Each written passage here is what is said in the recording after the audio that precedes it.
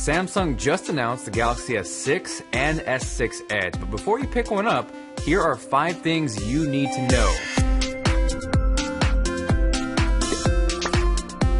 So what's up guys, Jonathan here with TLD. Hope you guys are doing well. And this past week, I got a chance to go hands-on with both the Galaxy S6 and S6 Edge early. I wanted to give you guys a rundown of everything you need to know before spending your cash on one of these. First and foremost, this is a completely new design. Anything that we've come to know about the Galaxy S design, materials, or lack thereof can be thrown out the window.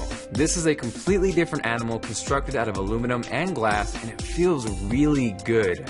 Now before I get any further, let's all address the elephant in the room because it is a big one. Immediate reaction when seeing the Galaxy S6 and S6 Edge for the first time is that it looks very familiar. It's like somehow the Galaxy S5 got knocked up by both the iPhone 4 and the iPhone 6, and out came the Galaxy S6 and its slightly different looking twin bro, the Galaxy S6 Edge. Surprisingly though, I didn't mind that at all. It's a little hard to portray through video, but in person, I really dug the looks of the phone and how it felt in my hand. And in terms of straight up feel, I would take that all day long over the iPhone 6. One-hand ability is on point, and Samsung bumped up the resolution on both the S6 and S6 Edge without increasing the screen size. They both feature a 5.1-inch Quad HD Super AMOLED display, and in non-fancy tech lingo, that's a resolution of 2560 by 1440, which is the next step above 1080p. So as a result, you're getting a crispier image in the same amount of real estate as the Galaxy S5, for example, and a total pixel density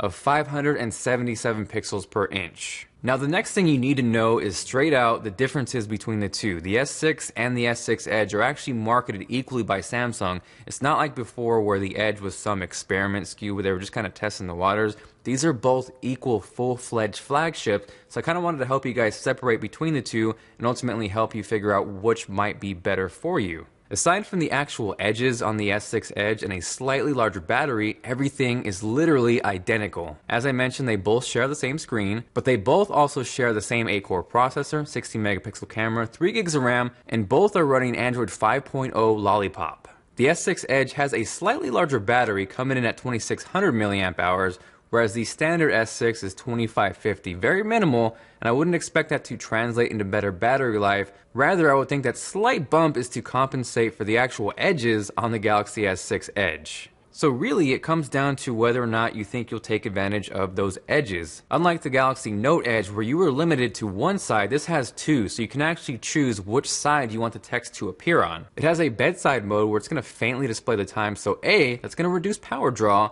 and B, it's not going to be overbearing and blind the crap out of your eyes when you're just waking up from pitch black. You can then tap to activate the Edge for full brightness and then to scroll through notifications. It's very similar to the Moto X active display, where you're able to see important information without wasting unnecessary power over extra pixels. What's really sweet though is that the Edge notifications can be color coordinated to your contacts. So if your phone is facing down, and let's say your wife, husband, boyfriend, girlfriend, brother, or even mom or dad calls, it's going to pulse to whichever color you have them assigned to, and that can also be applied to text or even email. So if those sound appealing or useful to you, then the Edge might be the better choice. And for me, I actually just plain out preferred how the Edge felt in my hand versus the standard Galaxy S6. Now the next thing you need to know is because of the new premium design, that comes at a cost and you will be sacrificing and losing some things. Yes, past Galaxy S phones haven't had the most amazing build quality, but two things diehard Galaxy users loved were the modularity of being able to swap out batteries, and also the freedom to expand storage via micro SD card. And these are both gone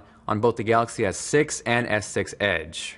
Now that alone I know is going to cause an uproar, and there's some people that are going to lose their shit over this. But really, it's like Samsung is going to get hated on whatever they do. Before, it was knocking Samsung for their plastic phones. Well, actually it was TouchWiz too, but really one of the biggest gripes was their phones were never up to par on some of the other premium smartphones. This time though, they stepped up the build quality game, which I appreciate, but I can see where it's really important for those who really relied on microSD expansion or that swappable battery. So if those are really important to you, you might have to look elsewhere this time. One bright note though out of this whole expansion catastrophe is the Galaxy S6 S6 and Edge both now start at 32 gigabytes as the base model, as opposed to 16 on the Galaxy S5, for example. So that may help offset the difference for some of you out there. Now, the fourth thing you need to know is actually on a positive note, and that's that the camera will be awesome. Both the S6 and S6 Edge are packing a 16 megapixel camera, and if we're talking solely megapixels, it's the same as the S5, but I must stress,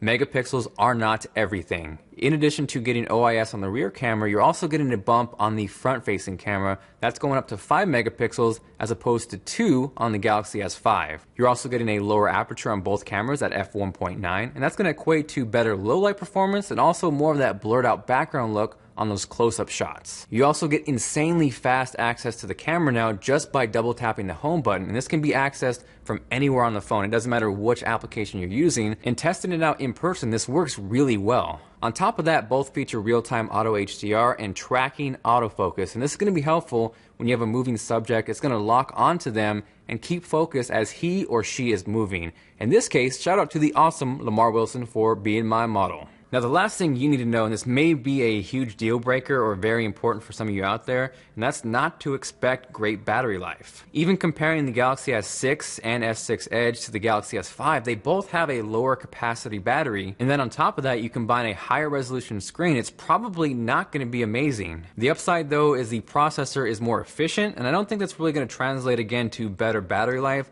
I think Samsung is really just shooting to get it on par with the Galaxy S5, which to me really isn't a win for the consumer. Like I've talked about before, I think one of the biggest bottlenecks in terms of smartphones specifically is battery life. It just really hasn't advanced like everything else in that field has. We're at this stage where every manufacturer wants thin. Let's see how thin we can make the phone, but I wouldn't mind a slightly thicker phone if I could get a Chuck Norris-like battery. Aside from that, both of these are still dealing with TouchWiz, although it's a little less TouchWizzy. I think we can all agree no TouchWiz would be the best route to take. I did, however, really like how they implemented multitasking. So if you're in your recent apps window, you can actually scroll through those, and then any open application with the multitasking icon can be used to start the multitasking. And then from there, once that is started, you can then scroll through your apps and figure out what is that second app that you want in your multitasking window. So that's really useful. If you enjoyed the video and you're feeling like being awesome, make sure to go crazy on that like button.